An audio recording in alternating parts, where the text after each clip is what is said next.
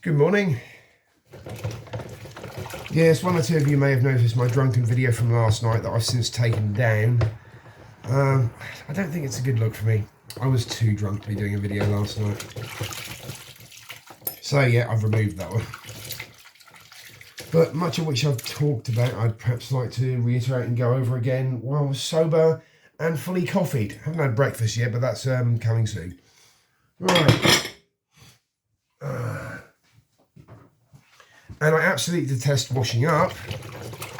So this is a good way of me distracting myself while washing up.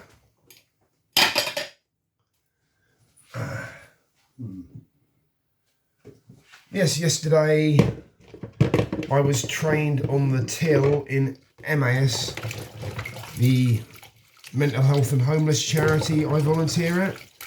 It's fairly idiot-proof, but you know, you can always build a better idiot. I even remember some of the stuff I talked about, if only because I watched the beginning of it yesterday morning. I mean, this morning, sorry. What day is it? Are these my feet? What the fuck's going on? Yeah. After a few, and occasionally getting slightly confused when someone wanted a refund or someone made a request that my brain could not compute. But other than that, apparently it went really well. One thing I will say is, over the course of the entire shift, because I was there from 11 till 4:30, twice we had to confront and stop shoplifters in a charity shop. I cannot explain fully how much that saddens and angers me.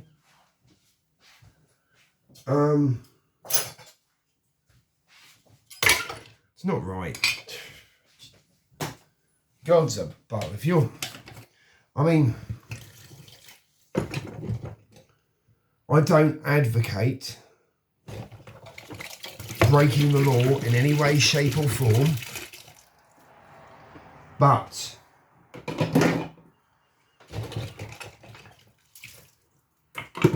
if you need food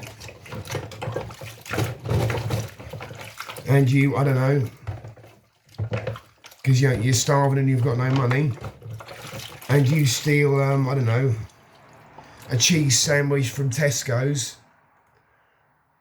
I'm just going to look the other way. Tesco's can afford it, or any other big chain supermarket. I'm not singling out Tesco's alone here. I am not advocating this, but I understand it. I think I put that better than I did when I was drunk last night. And this is the problem, isn't it? Myself especially, and I think many people feel like this. I mean, if people think I haven't got any filters when I'm sober, when I'm drunk, this becomes infinitely worse.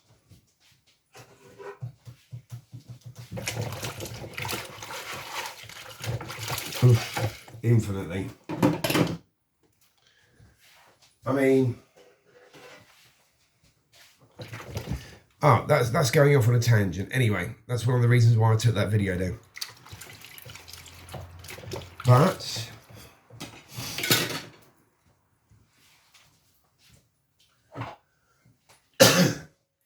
the first young lady had a small child in a pushchair. She was faffing around in the clothing racks, messing around for the US. Faffing is something we British call it. It's a slang word. And basically, oh, I loathe this colander with a passion, because the cloth gets caught in these berries and spaghetti and pasta tackiness.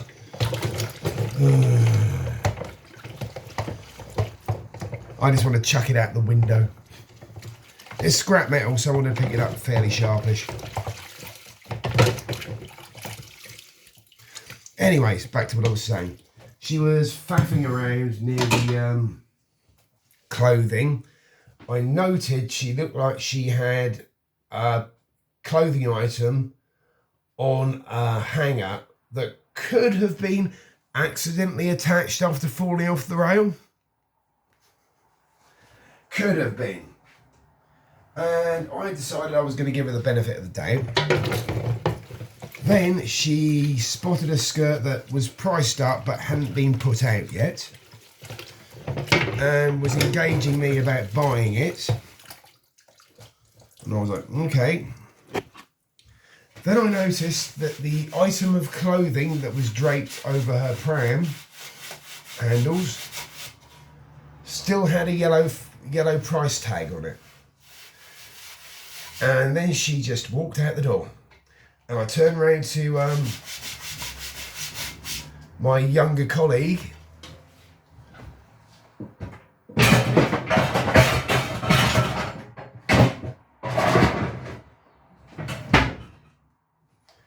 And basically said she just walked out the door without paying. He very quickly checked the camera and then went basically jogging up the street after her.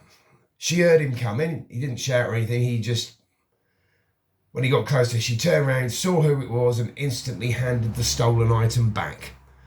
So her photograph was taken off the CCTV, and her image is placed on record, and she's banned from the shop. That's how we work it. Secondly, two sisters, we think, definitely closely related, with kids in tow and pushchairs yet again. We're roaming around the shop.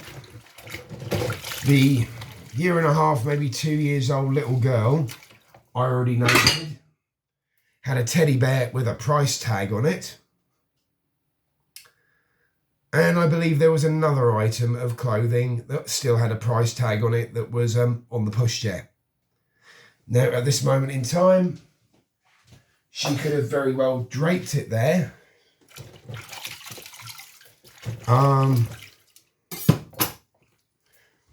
Intending to pay for it. Always give the benefit of the doubt.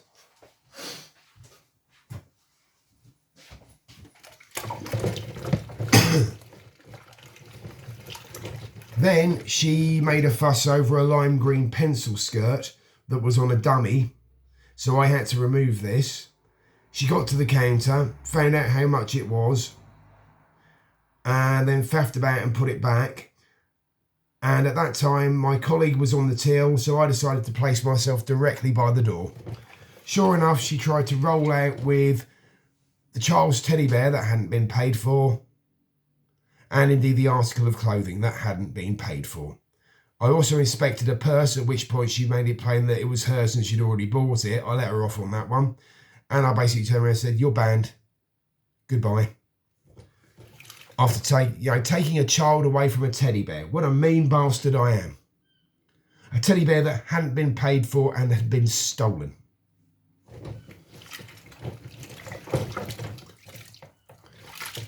Man, if she'd have been doing it, at a big chains toy store or something, they've got liability insurance. It's very grey area, but realistically,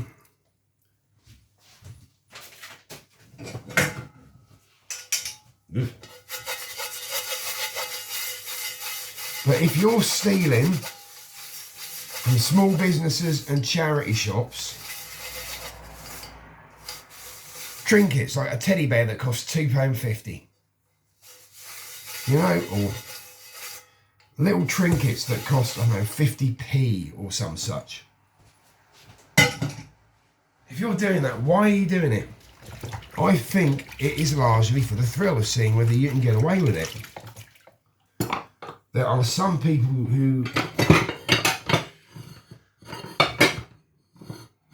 well, that's how they get their thrills.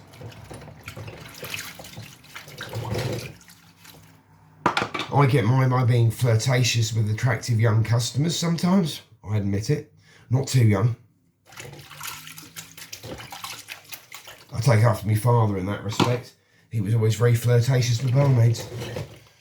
Sometimes cringingly so. I try to avoid that. But luckily enough, because I'm sober when I'm working in the charity shop, I never take it over that line. You know, the line where you go cringe. I mean, this is nothing beyond, say, a customer trying on a dress or, you know, a shirt or something or some shoes and me going, wow, they really suit you. You look good in them, girl. That kind of stuff. So it's more sales banter. But it's something I couldn't do if I genuinely thought that said article of clothing looked terrible on said person. When I'm sober, I'd refuse to comment. Unless asked. When drunk, I'd have probably said, "Ah, they look ridiculous on you, love," which would not have been a good thing.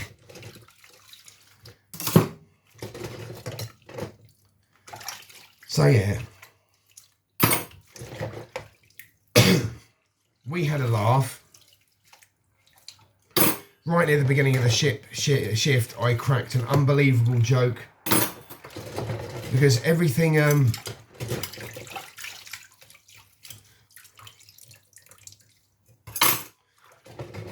has categories, be it clothing, books, entertainment, toys, children's and toys are the same thing. Bric-a-brac, furniture. And I noticed the children's section, and I turned around to my young co-worker who was training me on the till, and basically stated, so if we got in any memorabilia from a certain infamous 1970s and 1980s Top of the Pops presenter and Fix It Man, should that go in the children's section? I think my co-worker lost it for about 5 minutes. And I know a couple of customers that were within earshot smirking as well.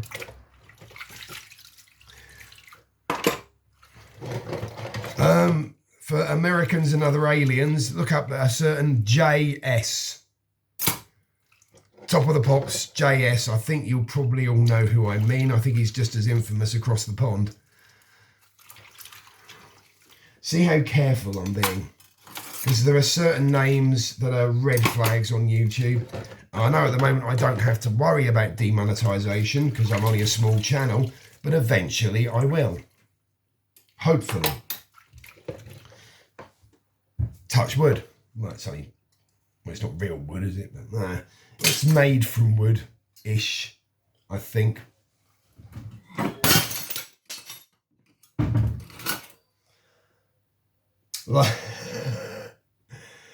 Well done.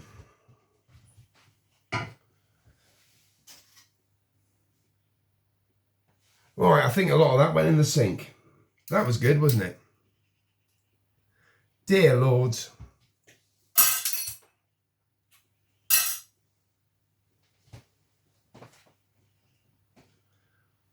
Yeah.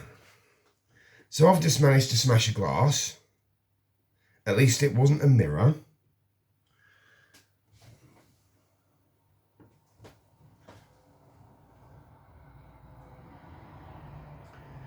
I think we've got another 2 or 3 in storage, so that's fine. Wow.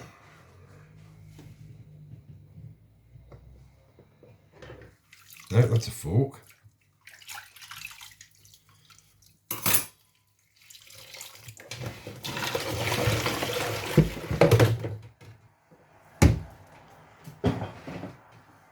It leapt out of the cupboard. It wanted to die. They're only very cheap, very thin wine glasses. Well, that was fun, wasn't it?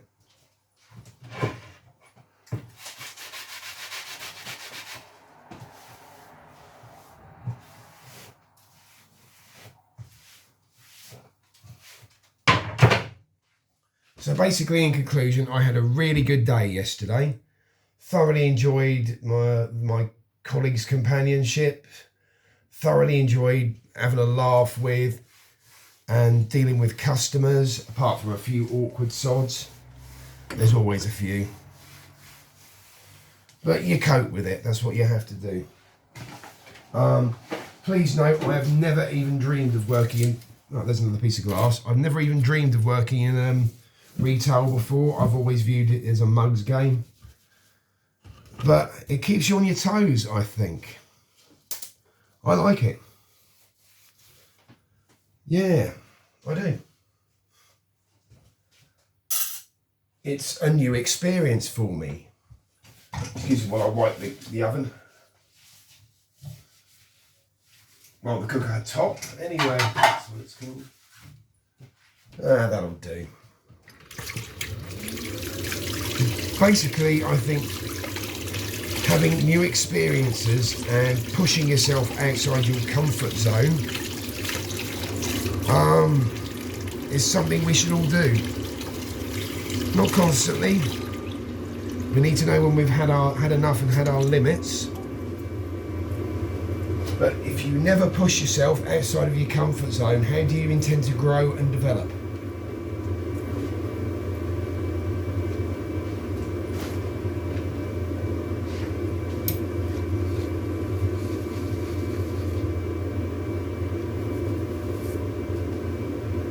Because I know that if I do not grow and develop at this stage of my life, in my early 50s, I will never grow and develop.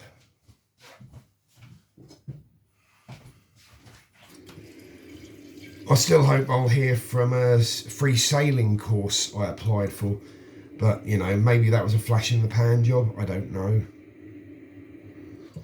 These things happen.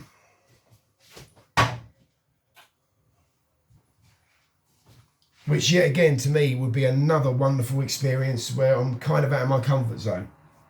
I mean, I've messed about in small boats in my childhood. The country estate I used to work on,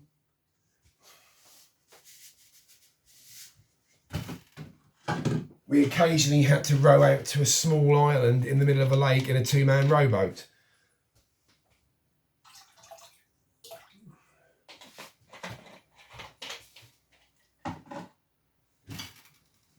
So I'm reasonably comfortable in boats. Reasonably. I can't see any more cut glass. Right.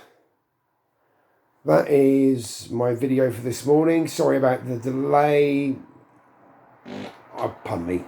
I think my decision to actually take down the last night's drunken video was probably a good one. Let me know if you agree. I think only about one person managed to see it before I decided to take it down. But hey ho, but this is the replacement, much soberer video. Sober can be good. Victory and peace.